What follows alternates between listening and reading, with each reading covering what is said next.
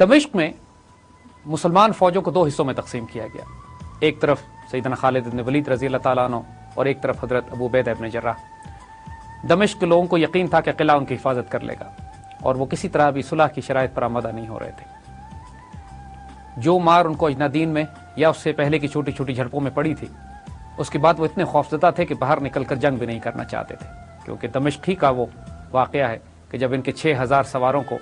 सैयदना खालिद बिन वलीद ने इस बुरी तरह काटा था कि उसमें से चंद एक ही जान बचा के वापस पहुंच सके थे। अब इस कैफियत में हज़रत खालिद बिन वलीद मुहासरा खासा तवील चला और खालिद बिन वलीद रज़ी अल्लाह ताला अन्हु को एक मौके पर यह मौका मिल गया कि आप दमिश्क शहर के अंदर दाखिल हो जाएं। जब आप दमिश्क शहर के अंदर दाखिल होते हैं और लोगों को मालूम होता है कि खालिद दाखिल हो गए, तो शहरी जिनको अच्छी तरह मालूम था कि एक तरफ खालिद हैं दूसरी तरफ अबू उबैदा इब्न जर्राह, तो तमाम शहर के बड़े बड़े लोग उस तरफ दौड़े जिस तरफ अबू उबैदा इब्न जर्राह थे और दरवाज़ा खोलकर उनसे अमन की शराइत तय कर ली और अमान तलब की। हज़रत अबू उबैदा ने उनको अमान दे दी और पूरा शहर अमान और सुकून के साथ उनको ये इत्मीनान दिला दिया गया कि ये अब मुसलमान तुम्हें कोई नुकसान नहीं पहुंचाएंगे। लेकिन दूसरी तरफ इस अमान की इत्तला खालिद बिन वलीद रज़ी अल्लाह ताला अन्हु को नहीं थी। वो दूसरे दरवाजे से दमिश्क में दाखिल हुए थे और तलवार के जोर पर थे। और एक अजीब व गरीब खेल ये देखने को मिला कि दो मुसलमान फौजें दमिश्क के ऐन चौक पर आकर मिलती हैं आपस में। एक अमन से दाखिल हो रही होती है क्योंकि अबू उबैदा इब्न जर्राह अमन देकर आए थे और उनको नहीं मालूम था कि दूसरी तरफ क्या हो रहा है, और खालिद बिन वलीद रज़ी अल्लाह ताला अन्हु की तलवार से खून टपक रहा था और आप फतह करते हुए शहर को यहाँ तक पहुंचे थे। खालिद बिन वलीद का इस्तिदलाल था कि ये मैंने तलवार के जोर पर यह शहर फतह किया। हज़रत अबू उबैदा इब्न जर्राह की दलील ये थी कि यह शहर मैंने अमान देकर हासिल किया। खालिद बिन वलीद ने रज़ी अल्लाह ताला अन्हु ने हज़रत अबू उबैदा इब्न जर्राह की दलील को तस्लीम कर लिया और ये तमाम शराइत मान ली गई कि इस शहर को अमान दे दी गई है। इस तरह मुसलमानों ने दमिश्क पे भी कब्जा कर लिया। लेकिन दमिश्क की जंग के दौरान कुछ गैर मामूली वाक़यात और होते हैं। मदीने में हज़रत अबू बकर सिद्दीक़ रज़ी अल्लाह ताला अन्हु का इंतकाल हो जाता है और हज़रत उमर रज़ी अल्लाह ताला अन्हु उनकी जगह खलीफा मुकर्रर होते हैं। दमिश्क की जंग के दौरान ही हज़रत उमर ने एक मकतूब हज़रत अबू उबैदा इब्न जर्राह के नाम रवाना कर दिया था, जिसमें हज़रत खालिद बिन वलीद रज़ी अल्लाह ताला अन्हु की कमांडर इन चीफ की हैसियत से माजूली के अहकामात थे और ये अहकामात दे दिए गए थे कि अबू उबैदा इब्न जर्राह रज़ी अल्लाह ताला अन्हु उनकी जगह पर कमांडर इन चीफ होंगे।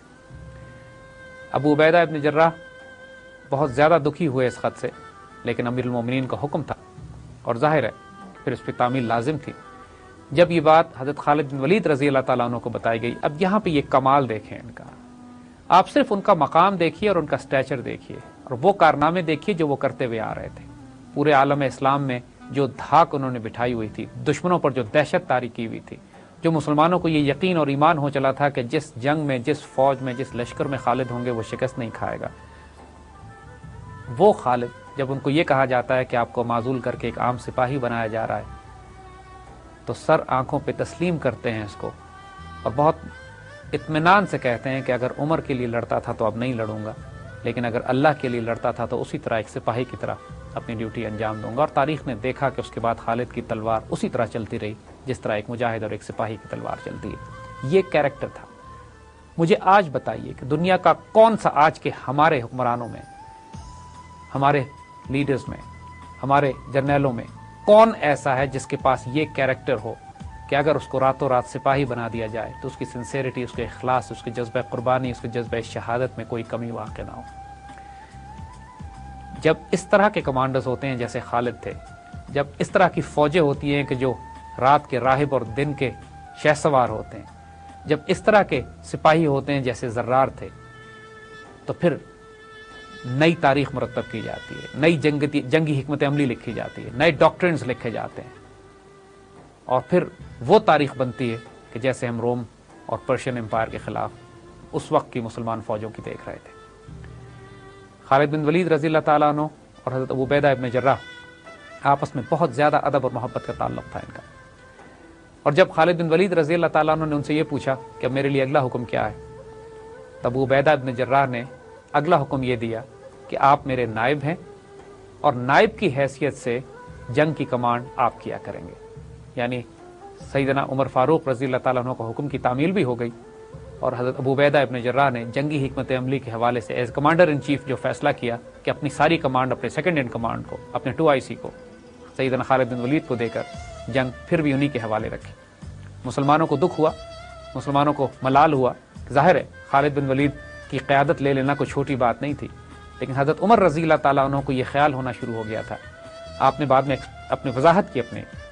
کہ لوگوں کو شاید یہ شک ہونے لگا تھا کہ فتح خالد کی وجہ سے ہوتی ہے اور اللہ پہ ان کا توکل کمزور ہو رہا تھا، اس لیے میں نے یہ قدم اٹھایا۔ میرے دل میں خالد کے لیے ذاتی طور پر کوئی دقت نہیں، اور اس بات کی گواہی تاریخ نے دی ہے بعد میں کہ خالد بن ولید اور حضرت عمر رضی اللہ تعالیٰ عنہ کے بعد کے آپس کی، چونکہ یہ دوست تھے، آپس کے اختلافات ان کے تھے،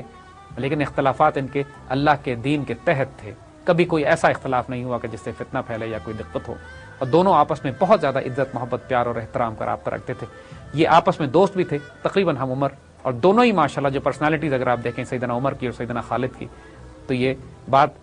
سمجھ میں آ جاتی ہے کہ یہ دو تلواریں اپنی اپنی جگہ پہ چمکتی تھیں۔ دیکھیے دمشق فتح ہونے کے بعد اب بازنطینی حکمرانوں کو،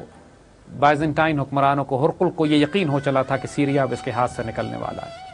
ان کے لیے یہ ایسے دہشت ناک خبر تھی، ایک ایسا نائٹ میئر تھا، ایک ایسا خواب تھا جس کا یہ تصور بھی کبھی نہیں کر سکتے تھے۔ وہ مسلمان جس کو کچھ عرصے پہلے تک یہ صرف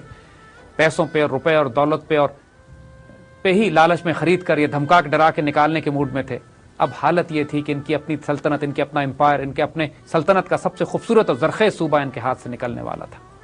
لیکن ابھی ان میں دم باقی تھا۔ تمام عیسائی دنیا میں، تمام بائزنٹائن امپائر میں اعلان جنگ کرا دیا گیا۔ دنیا کے ہر کونے سے لشکر اور فوجی پہنچنا شروع ہوئے، اور جیسے ہم نے عرض کیا کہ پہلی صلیبی جنگ کی تیاری وہی کال دی گئی، کیونکہ اب بیت المقدس خطرے میں تھا اس کے بعد، کیونکہ بیت المقدس ان کے لیے ایک بہت بڑی متبرک جگہ ہے۔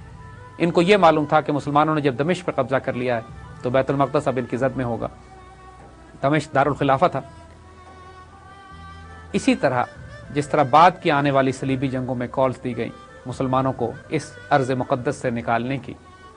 اسی طرح اس دور میں بھی ہرقل نے ایک عام اعلان جنگ کرایا اور لشکر پوری دنیا سے پہنچنا شروع ہوئے، اور ایک بہت بڑا لشکر جرار تیار کیا گیا، تقریباً 2.5 لاکھ جس کے اندر سپاہی تھے۔ اس سے بڑا لشکر بائزنٹائن امپائر نے اس سے پہلے تیار نہیں کیا تھا کسی دشمن کے خلاف۔ پرشینز بھی، یعنی جب ایرانی سلطنت سے بھی ان کے تصادم ہوا کرتے تھے تو وہ عراق کی سرحدوں تک، شام کی سرحدوں تک رہا کرتے تھے۔ اب ایک فیصلہ کن مارکے کا وقت آ گیا تھا جس کو تاریخ جنگ یرموک کے نام سے یاد کرتی ہے۔ اس پر انشاءاللہ ہم آئندہ بات کریں گے۔